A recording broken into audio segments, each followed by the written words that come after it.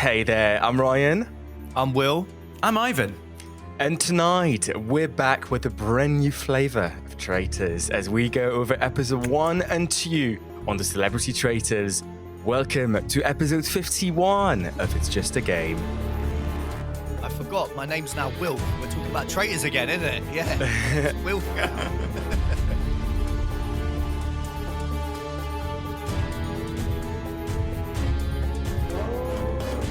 Hello and welcome to episode 51 of It's Just a Game, the podcast where we watch reality TV so you don't have to.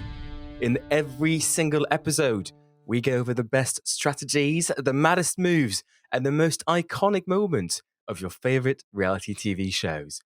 Today, we start one of 4 installments on the series that was our first love, the one where it all started.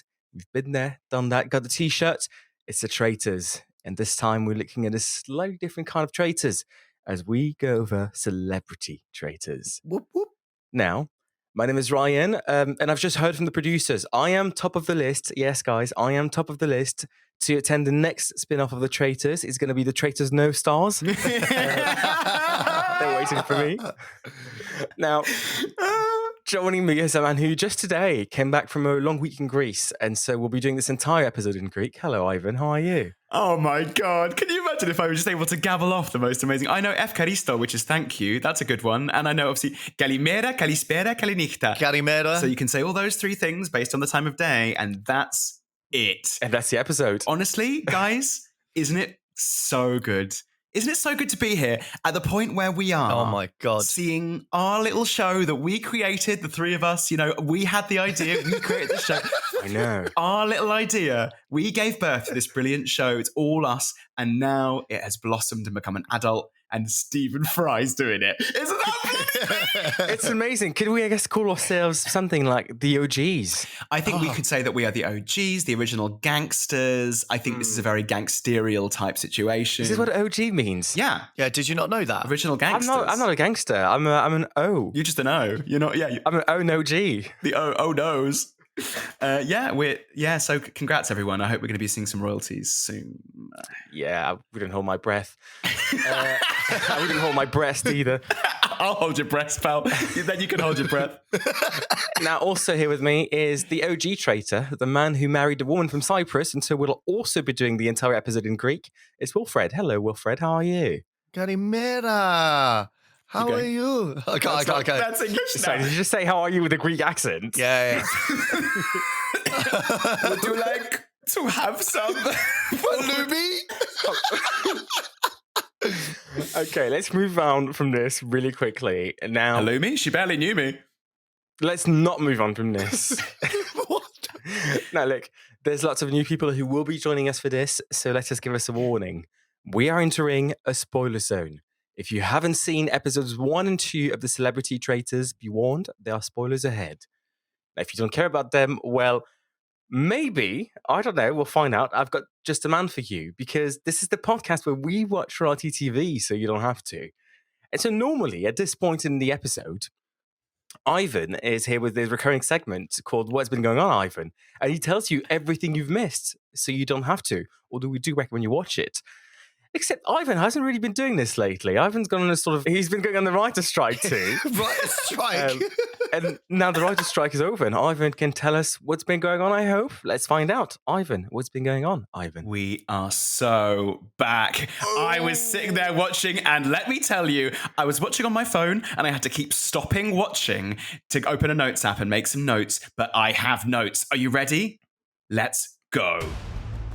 Episode 1. Oh, no, you don't stop that noise. Distracting me. Right. Like a cyber attack at Addison Lee, Land Rovers carrying celebrities turn up at a castle, then turn around and go to a graveyard. The celebrities must unearth shields from their own graves to survive the first murder. It seems the BBC are hellbent on humiliating our stars. Joe's Ross, Marla, and Wilkinson get shields. Then a triptych of national treasures: Kate Garraway, Charlotte Church, and Celia Imrie also.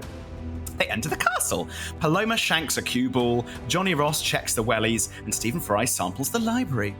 Claudia clomps around the round table more clompily than ever, electing traitors Jonathan Ross, Cat Burns, and Alan Carr. Kate Garraway, like me, is overproving. faithfuls. Alan Carr has a sweating problem, apparently. There's no murder, but the traits do get to meet, and Claudia orders them to do a MIPS, murder in plain sight, tomorrow. The mission is a big horse puzzle tug. Claire Balding fucks up a Shakespeare death guess, and Charlotte Church loses her shield. Nick Mohammed beast modes a Klotsky puzzle. He even knows it's a Klotsky puzzle. Nick, call me, we should be friends. Then he brutalizes an anagram puzzle. He's only a bloody genius. Tom Daly runs a quick marathon, and the gang wins 15k. Tom starts to suspect Claire Balding because of a premature crank pull. MIPS time! Alan has to rub his hands on a poison lily and touch the face of his victim. But who does he pick? Episode 2. Alan touches Paloma's face. He's broken-hearted, but is given the pep talk by Big Daddy Ross. At breakfast, when everyone turns up, Kate Garraway, like me, announces in slow motion that maybe someone's been recruited! When Balding thinks it's Boulder Dash. Claudia announces that someone has been MIPSed, and speculation begins about how. The marshmallow treats are brought up. Nico hugged Paloma goodbye, alerting Stephen, who's tunneling on Nico. Like the season 1 cast after a fire alarm, the celebs emerge resplendent in their morning suits for the mission. A coffin clue fest! The celebs guess the murder contenders before Paloma is buried. At the round table, Kate starts questioning why she am or amn't a suspect. Hey! Nico is a big target and Tamika catches some flack. But who is banished? We'll find out next week. It's so good.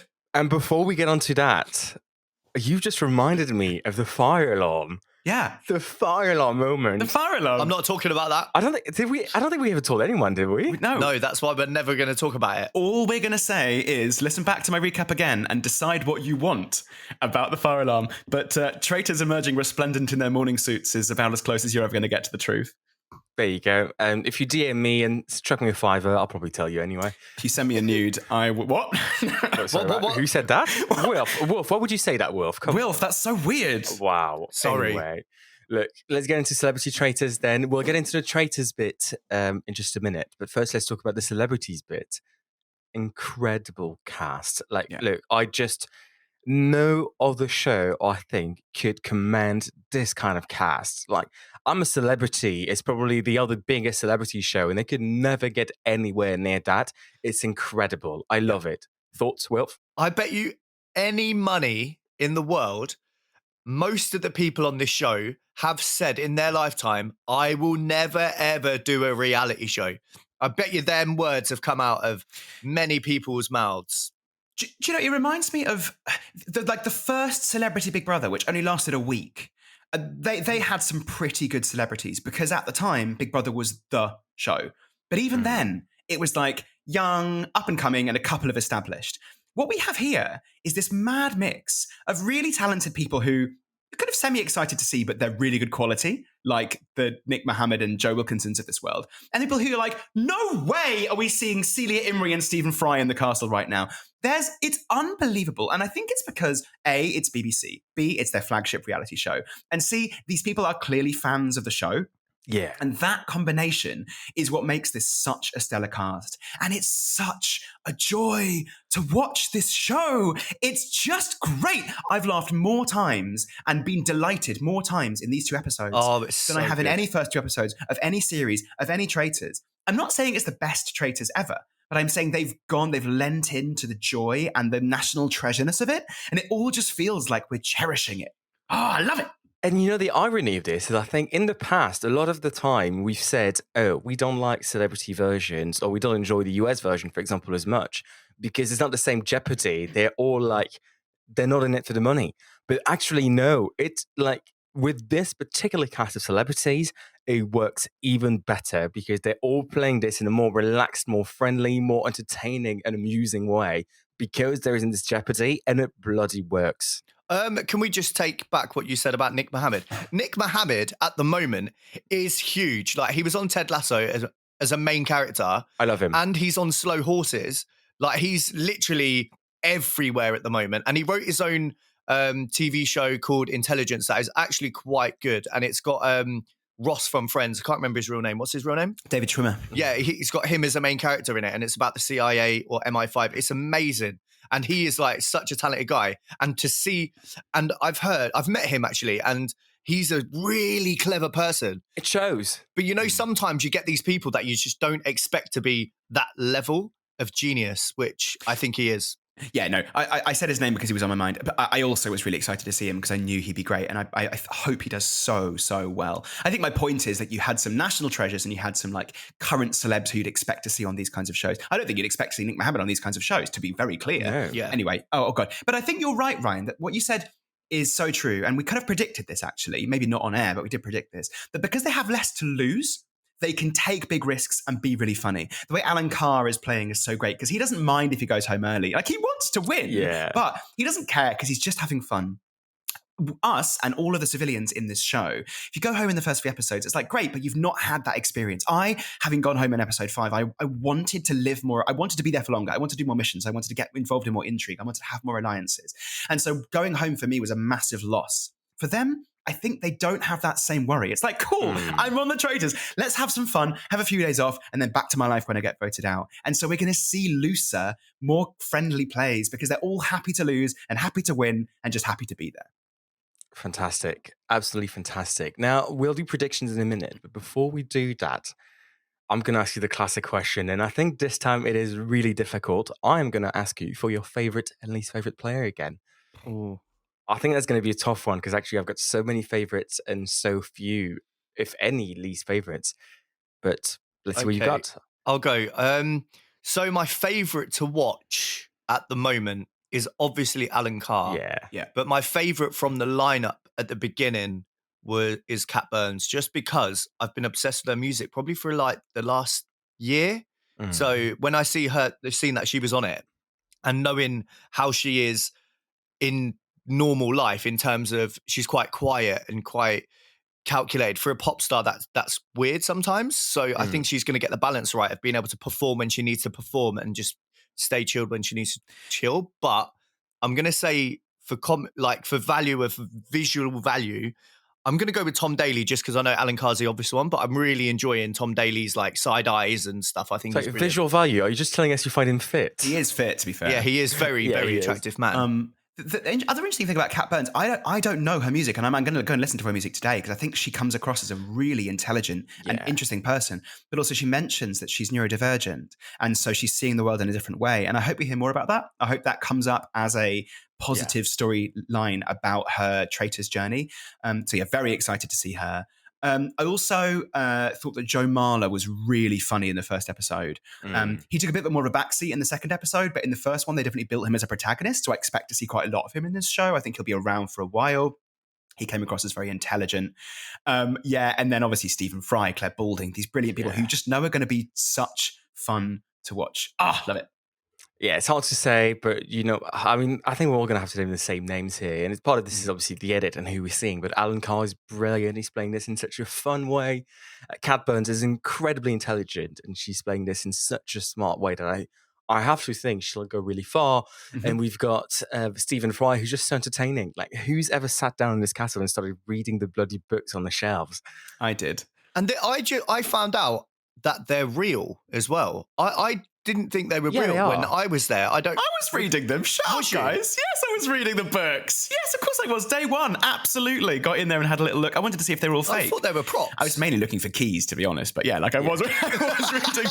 You got to remember, on the first day we get into this castle, we don't remember what it's about. It's one of the first things I did as well. I just started like playing with every bit of furniture, every book, just in case one of them was hiding something. And Jonathan Ross does the same. He's like, it's like an escape room. We thought, because we all found the secret door, right? So as soon as I saw the secret door, me and Tom were like, okay, the tag around the leopard's neck has numbers. The numbers are for a combination lock. I was looking for a combination lock for much of the first day. Like, I thought this, I honestly, So it's nice to see them doing that as well and them leaning into it, because at some point that will become a feature in the show.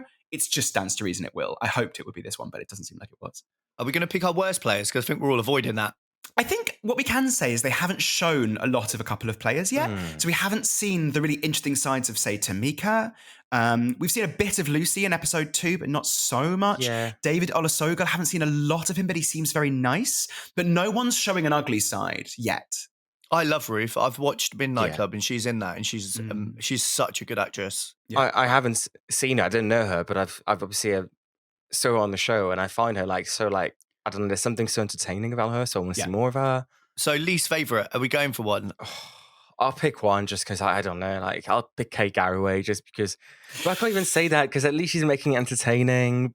I don't have a least favorite, so I'm cupping out. It's tough for me because she's being accused, and the reason why she'll probably get banished is two of the things that I did in our season, which was overproving as a faithful, because we're all acting our roles, even if the role is faithful. Yeah. And loudly saying someone's been recruited when there was no murder. I did both those things. I hope Tom is watching the episode and be like, she's a traitor, because that's exactly. But I also agree that the way she says everything with this really slow, I can't believe that happened, it's just the way she speaks. But it's.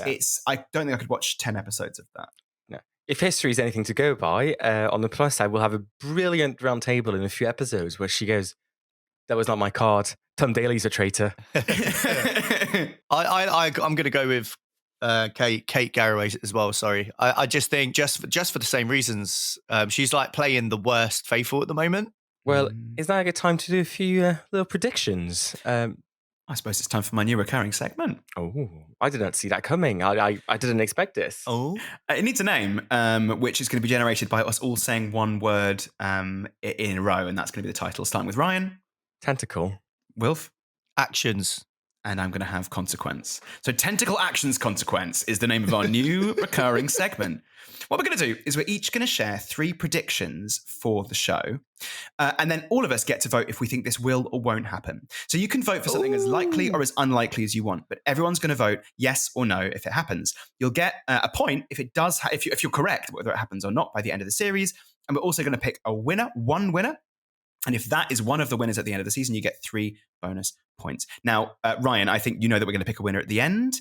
So what we can do is we can add our winner pick to it. Right now, it's just the predictions portion. Yeah. So each of us are going to say 3 predictions that we think are going to happen. And then we're going to vote yes or no. If you pick the prediction, you're voting yes on that thing, right? So you can't pick a prediction and say you don't think it's going to happen. Okay. So we'll take it in turns. My first one is the original 3 traitors will last until at least the end of episode 5. Now, I think Alan Carr could go at any point, but I think he's actually doing a really good job. So I think this is going to happen. What about you guys? He's consistent, isn't he? He's just consistent in the way he acts. That he'd be acting like that if he was a faithful anyway, I think. So I think, no, I don't think it's going to happen. Wilf says false. Ryan?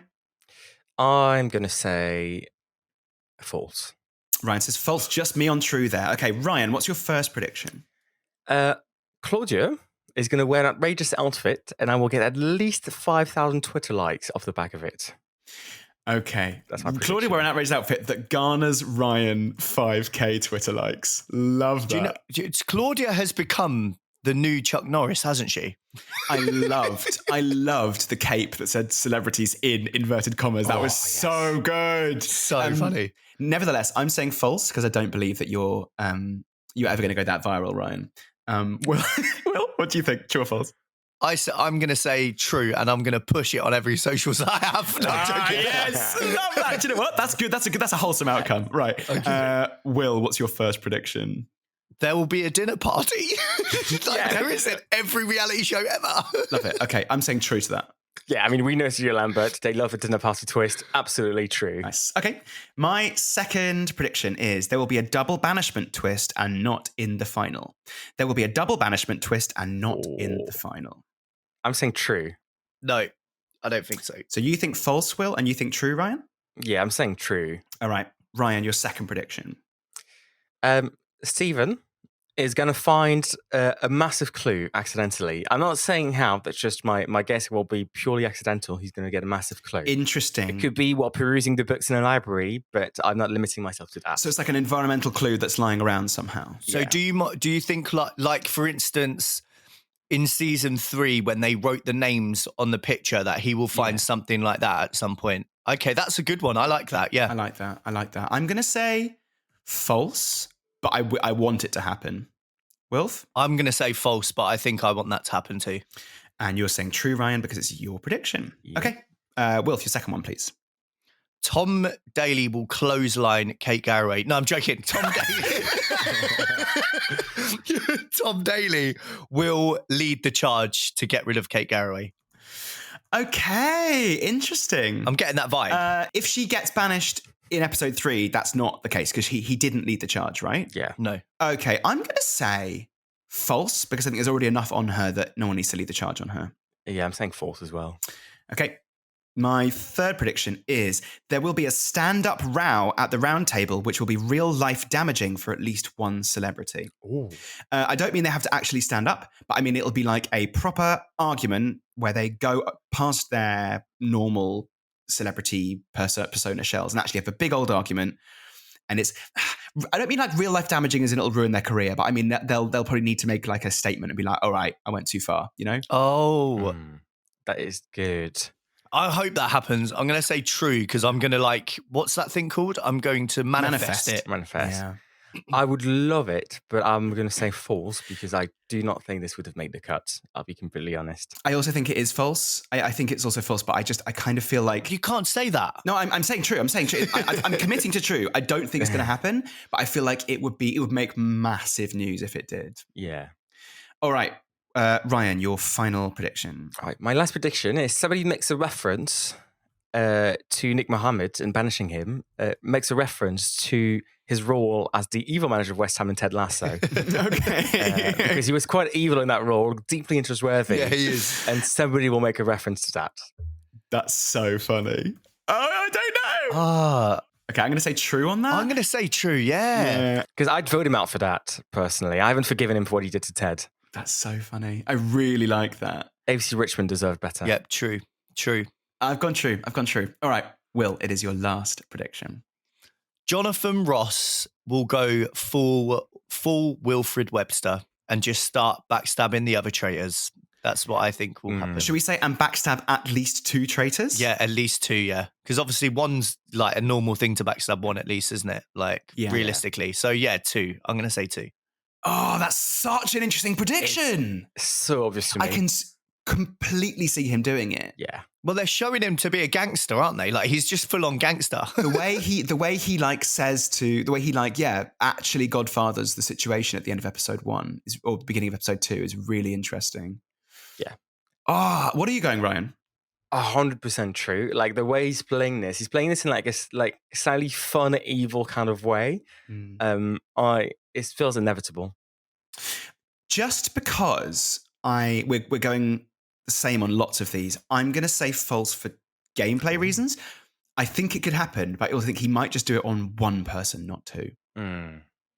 Okay. But I like he could be cold if he wanted to. This is an under or over kind of bet market. Yeah, exactly. It's over under. Yeah, I predicted over 1.5 traitors. 1.5 traitors, just like in the betting market.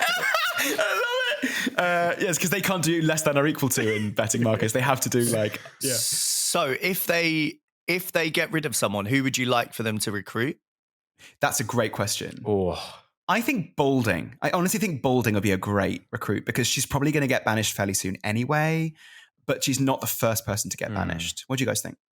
I think she'd struggle with the morality of it. Yeah. Even better. Yeah, that's why I think it'll make great TV.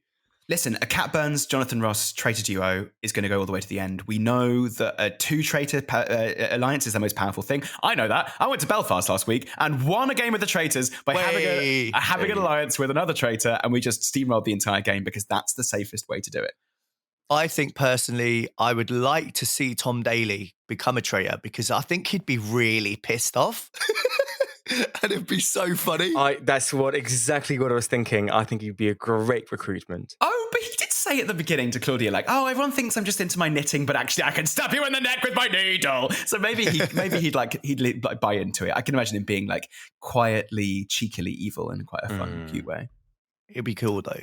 So we've got Balding, Daly, and Well, I was going to go for Daly, but I will pick Stephen Fry then. Oh, imagine that. I mean, we would love to see it. I don't think it'll be the smart choice, but I think it might be the choice they make.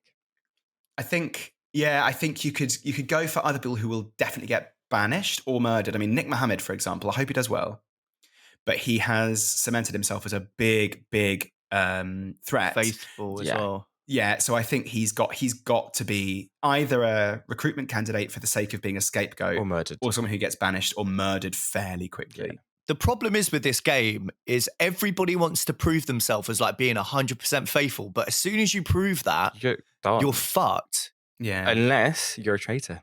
Yeah, unless you're a traitor, yeah. That is the case sometimes, but we've seen in quite a few seasons that people who are 100% faithful just kind of get to the last 6 because it's like there's kind of like there's no reason to push for them at the banishment. There's no real reason to murder them because it's just a wasted kill. So like I remember in New Zealand series 2 there was that guy who kind of got some of the way, and like I feel like if you want to just go midway through the series, being a guaranteed 100% faithful is fine, but strong and wrong, second most suspicious person in the room is maybe a better way to try and win the game as a faithful. Now, before we predict our winners, I'll throw in a little prediction. I've been having a little bit of a headache today. I just came back from the football and feeling a little bit down. So I did a COVID test because apparently Wilf and I have been hanging out with people who all have COVID now. Oh yeah, you know that the Inheritance cast are riddled with it, right? That's the rumor. Cheers to the cast of the Inheritance. One of them as well took like my nose spray, you know, like Otrivin for like nose spray. I just straight up started using it. So yeah, thank you very much to Emma from the Inheritance who ruined my Otrivin. It was half full as well. Anyway, Emma. Little prediction game then. Do I or do I not have COVID? I've got a test in front of me. I haven't looked at the result yet. Have you not looked? Should we reveal? Oh, this is so exciting! Oh, this is so funny. Okay, Ryan, what do you think? What do you reckon? I think it's negative. It doesn't feel like COVID. That would have taken me down. I've just got a light headache. I've been able to function all day today. So I think it's positive. I'm going big pause. I'm going big Yeah, pause. I'm going big pause. okay, I'm going to show you on the camera first before I reveal it to myself. Okay. And I will go by your reactions, okay? So I'm hiding my camera so feedback. good. I can't see my own camera anymore. Can you see it? Ah, yeah, we can see it. I think that's negative. Wilf's giving it away. No, it's Oh, it's negative. Oh, you bastard. Negative. Hey, we're good at this prediction game. Yeah. Right, let's set a prediction then. Should we go for a winner? Yeah. oh, I'm going to offer a twist instead. I'm going to tell you to vote for one who you think is the winner and two who you think is the fastest loser. Of the remaining players, you're going to name a player. The fastest person whose choice loses by being banished or murder wins that. Well, we've got three banishment candidates already, right? So we can pick one of those. Could be. okay. I think the winner. I hope the winner is Cat Burns, but I'm just worried about Jonathan Ross. He worries me. Unless they can cement like a proper like friendship in there, then it'll be fine. But yeah, so Cat Burns is my winner, and then I think I'm gonna go with Tamika. Okay. Actually, no. What am I doing? Kate Garraway. Yeah, has to be. She's more sus. Yeah, my fastest loser's got to be Kate for the same reason. Winner, I'm probably going to go for Joe Marler, actually. Joe Marler. That's a good shout. I like Joe. Faithful win, I Interesting. suspect. Well, he's got a really good edit in the first episode, Yeah. which cements himself for later on in the game, doesn't it? I think so. Edgic dictates he will do well, I think. He's also just great to watch, at least what we've been shown of him. Yeah. I fully see him being a finalist. But there's edging. It dictates he will do well as well. Edging dictates that he will do well. Oh, wow. That's it. So annoyingly, I've also gone for Kat as my winner. And I think I've also gone for Kate as my next banishment. Oh, yeah. Because I think it's just obvious. And I really like Nico Milana, so I really hope he stays. Yeah, I really want him to go far. I want him to stay as well. Kat strikes me as the kind of player who, unlike Jonathan Ross, who you might go, I don't think you're a traitor, but you'd make a great one. I'm voting for you. I don't even think you'd say that about Kat. Yeah. And I think she'll survive an attack from Jonathan if that happens. I think she'll make it to the final, and I think she'll be trusted enough to be the one who goes, yeah, final 3, we're all faithfuls, let's end the game. So I truly, truly believe she has as good a chance as anyone at winning from this point. And we know this show is chaos, and you can't really predict a winner. But of what's been presented as so far, there's every chance she wins it. Well, the traitor mix is perfect. They've got Jonathan Ross that's taken lead. You've got Alan Carr, who's the one who you can throw under the bus when you actually need to. And then they've got Kat, who's just letting Jonathan lead. And she's just sort of, okay, yep, that's fine. That's how it seems so far. She has it all like, honestly, this, like, there's so many twists that could change this. if there's a seer in the game, forget everything before episode 11. But everything is saying that she could win this. I'd love to know from you guys, who do you think is getting murdered next? Oh, I think it's Nick. I really hope it's not Nick. Solidified himself as the faithful. There's a bit of light fire at the round table, but I don't think it's going to last. I think he's going to come out of this round table something looking better, and they'll just think he's not going to get banned and should go to murder. What we did for the first probably 3 or 4 murders was just trying to create a bit of chaos and trying to get rid of alliances. And there's obviously natural alliances in there because they're friends. So I'd look at people. I'd murder Stephen Fry. I think the longer he's in there, the more I'd feel scared. I hope he doesn't, but that's what I would do. I'd murder Stephen Fry. He's way too intelligent, and he'd make me feel scared as a traitor. Those two have the highest threat level of anyone in the cast. In terms of the way and Claire Balding as well. Balding, but also some people think she might be a traitor. So if that's got back to the traitors, then I think she might have a bit more protection. Yeah. So I think, I think Fry, I think Mohammed, and I think, I don't know. It could just be someone completely random. But yeah, I think having Alan Carr having already had to get rid of Paloma Faith means that, I think he'll be given a rest. I think he'll be told, you've done the hard bit, stand down, pal. You've got to keep in mind that Claire obviously did the funniest possible thing in the first mission, but also the most suspicious thing. I was just going, I'm just going to pick a random number. Oh my God. Oh, it's stuck. That's something I would do, though. And the thing is, she's so much more intelligent than me. So with me, you expect it. With Claire, you're like, are you sabotaging? What are you doing? Would you like to hear my new recurring segment? Oh, another one. Yeah, go on. It's called It's Only a Game, basically. Is it because you couldn't use It's Just a Game? Because I've got the trademark for this. It is exactly that, yeah. I've also trademarked It's Only a Game, basically. What I'm doing is I am making a league table of how close the players of this season get to saying the name of the podcast. Okay. So we've had 2 attempts at the lead so far. We've got Kat Burns saying because it's a game. Okay. And we've had Alan Carr saying it is a game at the end of the day. So who's got closest of those 2 so far to the podcast title? It's going to be Alan. Yeah, Alan. Yeah. So Alan's top notch right now with it is a game at the end of the day, followed by Cat Burns because it's a game. I truly believe that someone will do it. I haven't seen the Uncloaked episode, so there's every chance that someone says it in there after being voted out. Well, if I'm on it, they're going to be cutting it out because I'm going to be shouting it the whole way through. Coughing it. It's just a game. It's just a game. I got invisible biscuits in there. I heard! Did you? So proud of you, mate. I haven't watched it, but apparently it's definitely in there because I had friends messaging me going, what are you on about? Can we have invisible biscuits when we meet up and shit like that? I was like, yeah, made the edit. Should we get Invisible Biscuits merch? I really feel like we should have some podcast merch. Yeah, like Invisible Biscuits, like biscuit packs. And in there, there's nothing. Just a wrapper. I just meant like a t-shirt with some really fun art on the front. But sure, let's just sell no biscuits. Right, you've already got it. If you're listening to this, you already have our merch. Enjoy. But I tried to explain, it's like people have all of these different crumbs of evidence that are not real, and then they put it together and it makes nothing. It's an invisible biscuit. That's the whole thing. That's the whole thing. I love it. I've got some new gameplay meta. Oh, okay. Right. Go on. So I'm always watching to see if there, and by saying it on the podcast, I'm aware it kind of makes it immediately stagnant, or at least stale. And it could have been the edit. But when they all took off their blindfolds, there were only 3 players who scrunched their faces and went, "Oh, it's a bit bright, isn't it? Oh!" And it was the 3 traitors. They were the ones who complained the most about and like rubbed their eyes the most. Everyone else was just like looking around. And the 3 traitors were the ones who most kind of went scrunchy. So I want to go back and watch a few more series now and see if that's just a small sample size issue, or if the traitors make the most scrunchy eye movements after being given the role. God, Alan's scrunchy eyes were hilarious, man. Did you see him? He was like trying to find his face with his hands. Oh my God, is it still here? It's still here. Well, I've got a theory about that round table. Just because of the way Kagari is acting, like the most suspicious faithful ever. Do you think maybe like she thinks she's a traitor and the producer just forgot to tap her on the shoulder or something? Maybe like she felt to breathe, like there's a lot of air at this round table. Maybe she just felt to breathe on her shoulder, thought, "Oh, I'm a traitor." Wonders why she hasn't been invited to the turret yet. I'm surprised she didn't feel Tom Daly's eyes on her shoulder when he side-eyed her. Hear the creak of his eye sockets.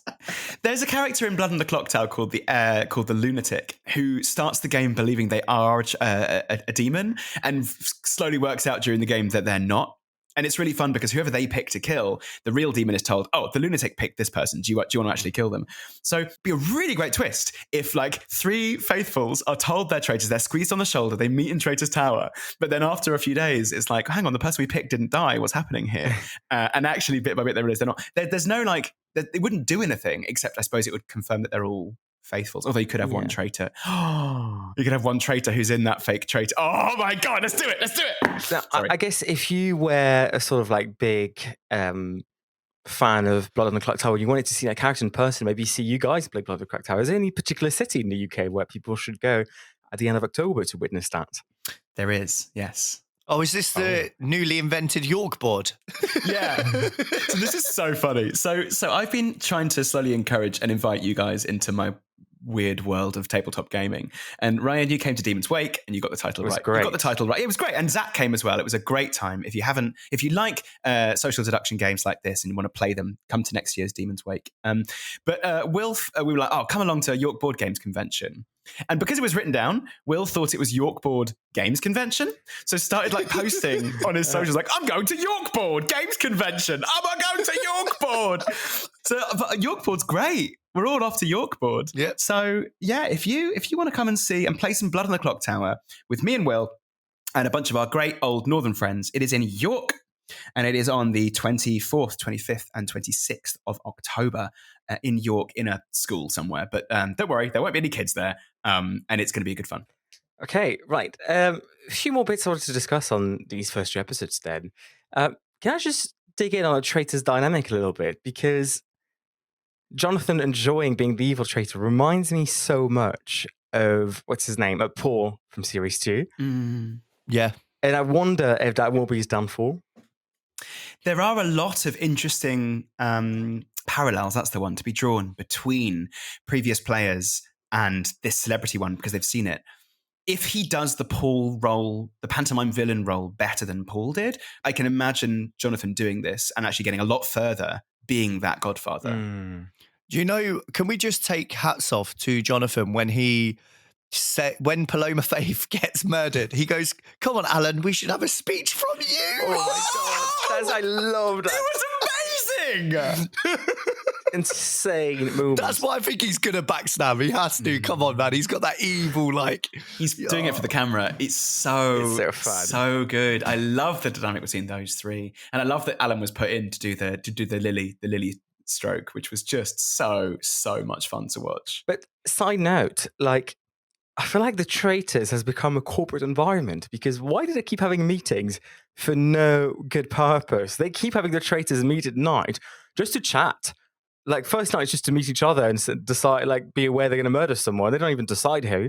Then the next night is just to, like, just meet and debrief who's been poisoned. Like, stop having, like, this could have been an email. Stop having unnecessary meetings.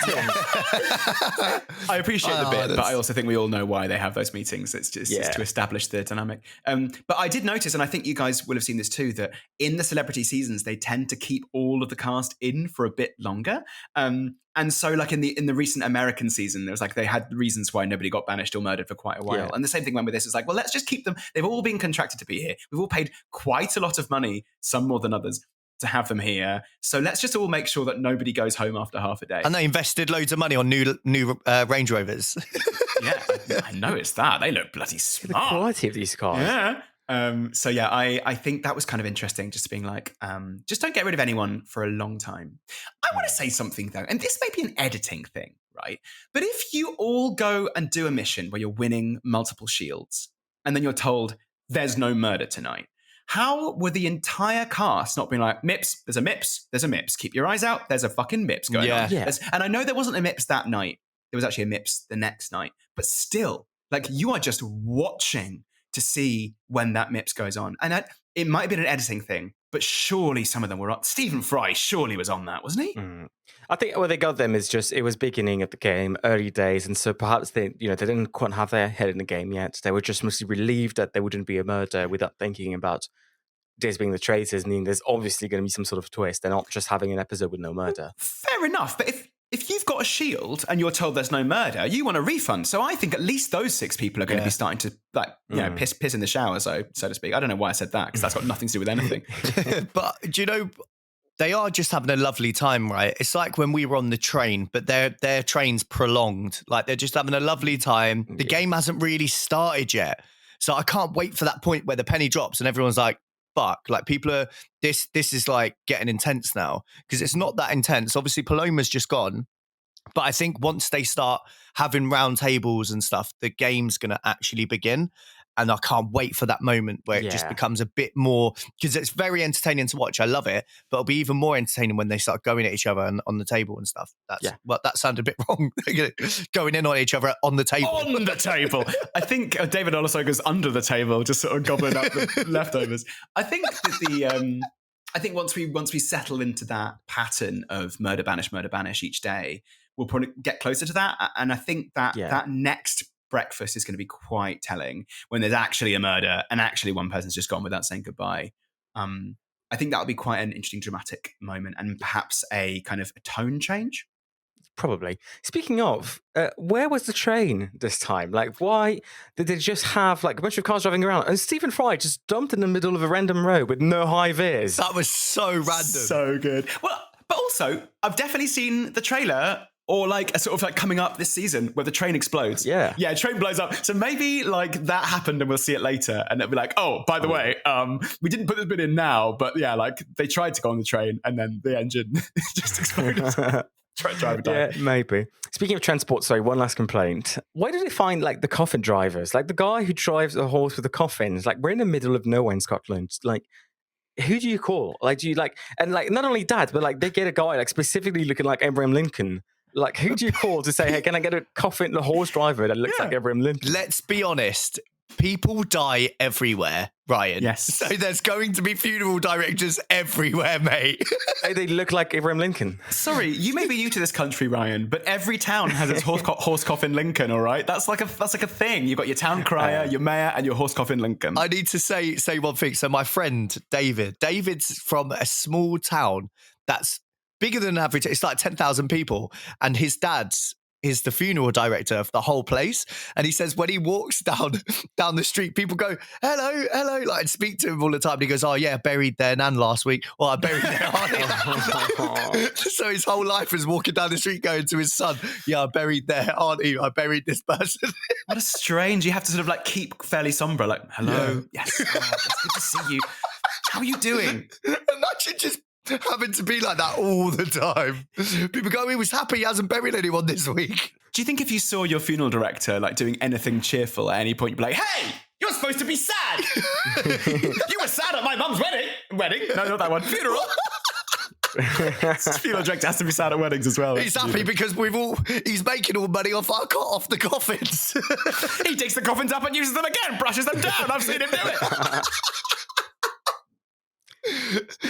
Well, should we come back very soon? In just a few days' time, we'll be more prompt with the next episode to discuss more Celebrity Traitors. Yes, please. Yes, please. Well, yes, that's please. episodes 1 and 2 of the Celebrity Traitors for you, but we'll be back next weekend to discuss episodes 3 and 4.